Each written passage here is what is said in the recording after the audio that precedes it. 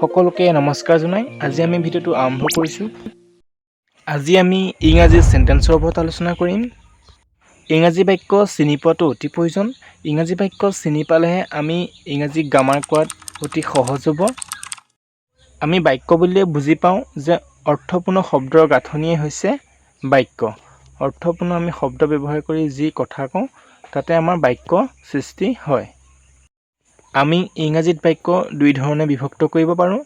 কাৰণ বা উদ্দেশ্য অনুযায়ী ইংৰাজীত বাক্য 5টা ভাগত বিভক্ত কৰা হৈছে আৰু গঠন অনুযায়ী ইংৰাজীত বাক্য আমি 3টা ভাগত বিভক্ত কৰা হৈছে।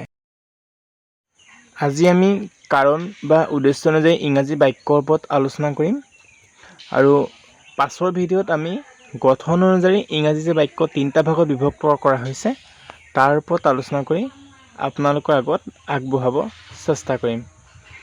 আজি আমি ইংৰাজী কাৰণ বা উদ্দেশ্য অনুযায়ী বাক্যৰ ওপৰত আলোচনা কৰোঁ। ইংৰাজী কাৰণ বা উদ্দেশ্য অনুযায়ী ইংৰাজী বাক্য 5টা ভাগত বিভক্ত কৰা হৈছে। সেয়া হৈছে এছাৰ্টিভ বা আমি ডিক্লেৰেটিভ বুলি ক'ব পাৰোঁ, ইণ্টাৰগেটিভ, ইম্পেৰেটিভ, অপটেটিভ আৰু এক্সক্লেমেটৰী। মুঠ 5টা ভাগত বিভক্ত কৰা হৈছে।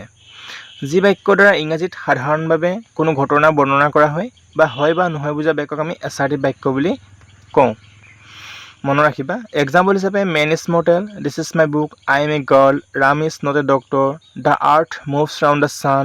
ঠিক তেনেধৰণে আৰু আমি লিখিব পাৰোঁ the earth is round, there are many elephants in the forest, Jadu is a teacher, he is not a doctor, the sun is bright. এনেধৰণৰ বাক্যবোৰকে আমি ইংৰাজীত এছাৰ্টিভ চেণ্টেন্স বুলি কওঁ।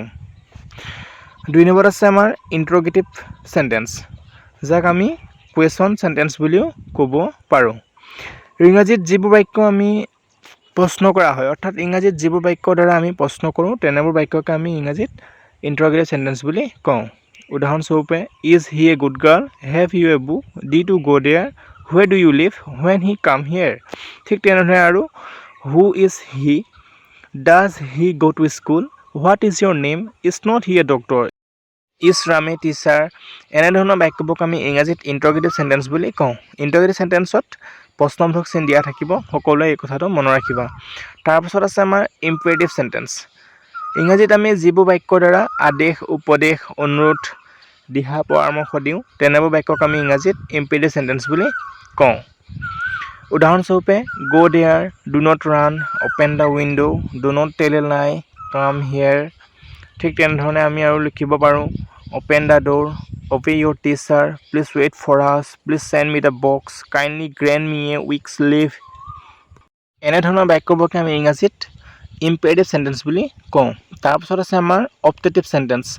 ইংৰাজীত যিবোৰ বাক্যৰ দ্বাৰা আমি ইচ্ছা, আকাংক্ষা বুজাওঁ তেনেধৰণৰ বাক্যবোৰকে আমি ইংৰাজীত অপটেটিভ চেণ্টেন্স বুলি কওঁ। উদাহৰণস্বৰূপে may you be happy, may God bless you, long live the motherland, may God save us, long live our king. ঠিক তেনেধৰণে may God help you, may God grant him peace, may his soul rest in peace, may in prosper in life, may you live লং।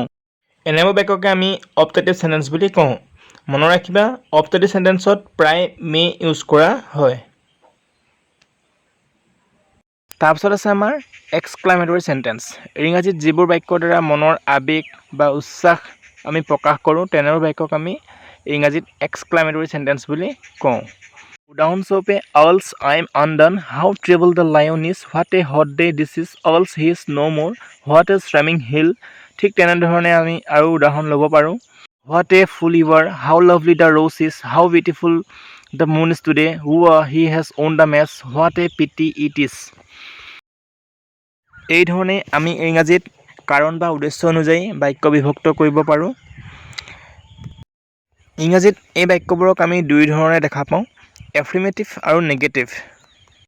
অৰ্থাৎ ইংৰাজীত যিবোৰ বাক্য আমি হয় বুজাব তেনে বাক্যবিলাক আমি এফাৰ্মেটিভ বুলি কওঁ আৰু ইংৰাজীত যিবোৰ বাক্য আমাক নহয় বুজাব তেনে বাক্যক আমি নিগেটিভ বুলি কওঁ। ইংৰাজীত আমি কিদৰে বাক্য নিগেটিভ কৰোঁ বা ইংৰাজীত আমি কিদৰে বাক্য ইণ্টাৰগেটিভ বা কুৱেশ্যনছ কৰোঁ তাৰ ওপৰত ভিত্তি কৰি অতি সহজে বুজিব পৰাকৈ মই আপোনালোকৰ আগত এটি ভিডিঅ' আগবঢ়াম আৰু এই ভিডিঅ'টো চাই কেনেকুৱা পালে মোক কমেণ্টছ কৰি জনাব, লাইক কৰিব, শ্বেয়াৰ কৰিব নাপাহৰিব। আৰু চেনেলটো যদি এতিয়ালৈকে ছাবস্ক্ৰাইব নাই কৰা, চেনেলটো ছাবস্ক্ৰাইব কৰি লওক, কাষতে থকা বেল আইকনটো বজাই দিব, যাতে মই দিয়া ভিডিঅ'বোৰ আপুনি সকলোতকৈ আগত পায়। ধন্যবাদ, সকলোকে ধন্যবাদ জনাইছোঁ। আৰু ছাত্ৰ ছাত্ৰীসকল, তোমালোকে আজি শিকা বাক্যবোৰৰ ওপৰত দুটাকৈ উদাহৰণ ঘৰত লিখিব চেষ্টা কৰিবা। দুটাকৈ হ'লেও উদাহৰণ ঘৰত লিখিবা, তেতিয়াহে তোমালোকে বাক্যবোৰ শিকাত অতি সহজ হ'ব।